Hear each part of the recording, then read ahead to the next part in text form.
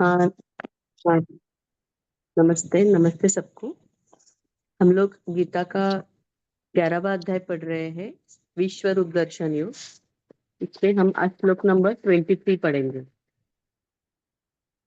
इसमें अर्जुन आगे बोल रहे हैं।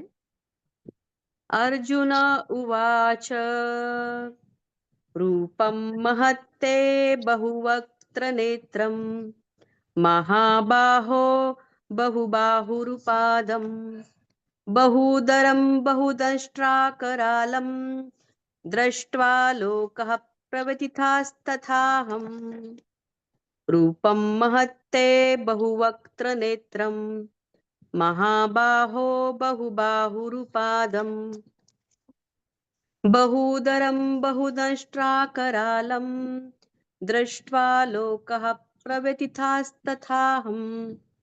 हे महाबाहो, आपके बहुत मुख और नेत्रों वाले, बहुत हाथ, जांघ और पैरों वाले, बहुत उदरों वाले और बहुत सी दाढ़ों के कारण अत्यंत विकराल महान रूप को देखकर सब लोग व्याकुल हो रहे हैं तथा मैं भी व्याकुल हो रहा हूँ। हरिओम।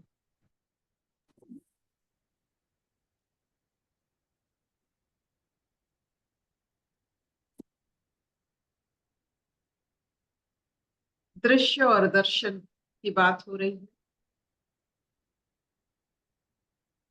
दर्शन विश्व रूप की है। दृश्य देखिए, आंख, कान, जांग, उदर। ये सब लगाओ, एक बारी दोनों लगाओ। तो इसका मतलब होता है दृश्य और दर्शन में थोड़ा बहुत फर्क होता है। दर्शन में हम हर समय ईश्वर देखते हैं, दृश्य में अपने मन को देखते हैं। मन में जो है वही दृष्टि में आता है। That your mind knows, eyes can see. जो मन को पता नहीं, मस्तिष्क को पता नहीं, आंख वो नहीं देख सकता है।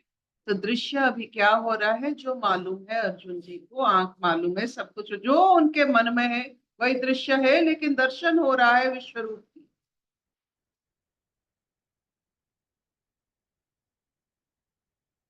हम जब मंदिर जाते हैं तो मूर्त एक दृश्य नहीं, जो दृश्य होता है उसको वैसा ही दिखता है, लेकिन जो दर्शन के लिए जाते हैं और जिसको दर्शन की उपलब्धि होती है उनका अलग चेतना स्तर बदल जाता है। चेतना स्तर बदलना दर्शन। और संसार में अपने मन को देखना वो दृश्य। आपका मन जैसा, आपका आकाश, आपका बादल, आपका संसार वैसा।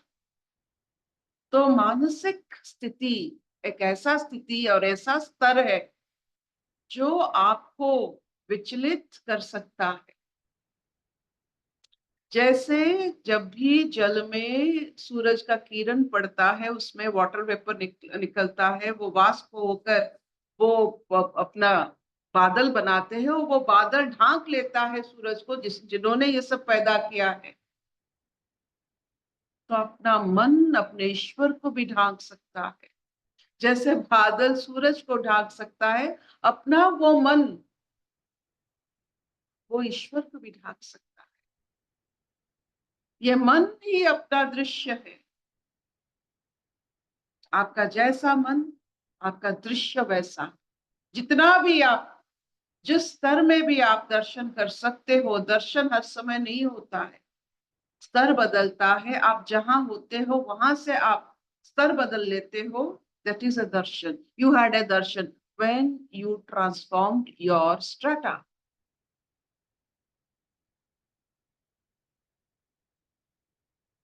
तो अभी जो अर्जुन देख रहे हैं उनकी मन की बात को कह रहे हैं। इतने सारे जो ये युद्ध भूमि में इतने सारे लोग होते हैं, उनका आकार नहीं दिखता है, लेकिन उनके आंखों दिखता है, आंख दिखते हैं, उनका पैर दिखता है, उनका गुर्दा दिखता है। ये जो विकटाल रूप होता है, हमें आकार में सौंदर्य नजर आती है। आप देख लो, आपका आकार नहीं होगा, सिर्फ यहाँ वहां आपका एक एक अंश होगा। यहाँ आंख, यहाँ कान, तो आप कैसे दिखोगे? ये ब्रह्मांड कैसे दिखेगा? आपका कोई आकार नहीं, ना मनुष्य का आकार है, ना पशुओं का आकार है, सिर्फ आंख झिलमिलाता है, कहीं गुर्दा है, कहीं कान है, कोई उधर है। ऐसा लगेगा तो कैसा लगेगा? ये विकटाल मनोवृत्ति है, दृश्य है। जो ईश्वर का अंश, जो ईश्वर विश्व रूप का अंश, तो विकटालता है ये खुद की मन की रचना है। और ये मन कैसे बनता है? आपकी कर्मों से ही ये मन बनता है। कर्म जितना सुंदर हो, कर्म जितना निखुण हो, उतना मन सुंदर होता है।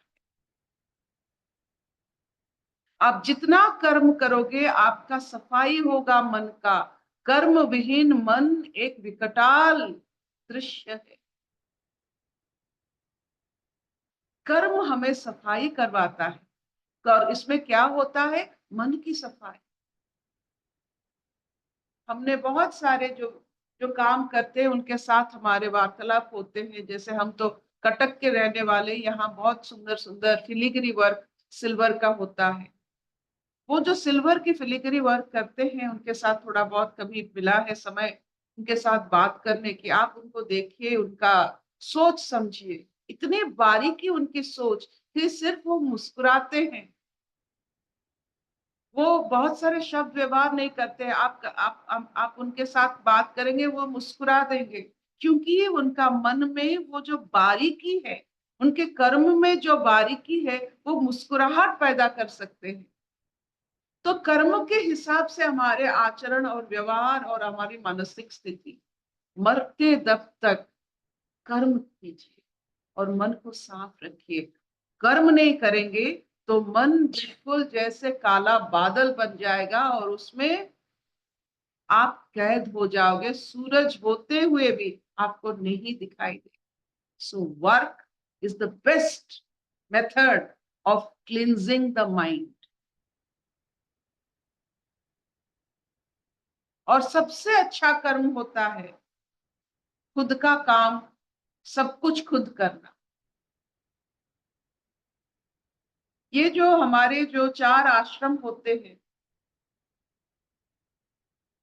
ब्रह्मचार्य, गृहस्थ, गृहस्थ में हम एक दूसरे के काम करते हैं। जब गृहस्थ खत्म होता है, वानप्रस्थ शुरू होता है, और एक दूसरे के काम नहीं, खुद का काम करना है। We are not to be dependent on anyone. और वो जो डिसिप्लिन, वो जो खुद का काम करने से हमें जो डिसिप्लिन मिलता है, हमारे मन को साफ रखना। It is by the sword of discipline, अनुशासन से हमारा मन साफ होता है। मन भटकता नहीं है, मन सोचता नहीं है, मन भयभीत होता नहीं है। मन जब भयभीत होना छोड़ दे, तब स्थिति और आपका जो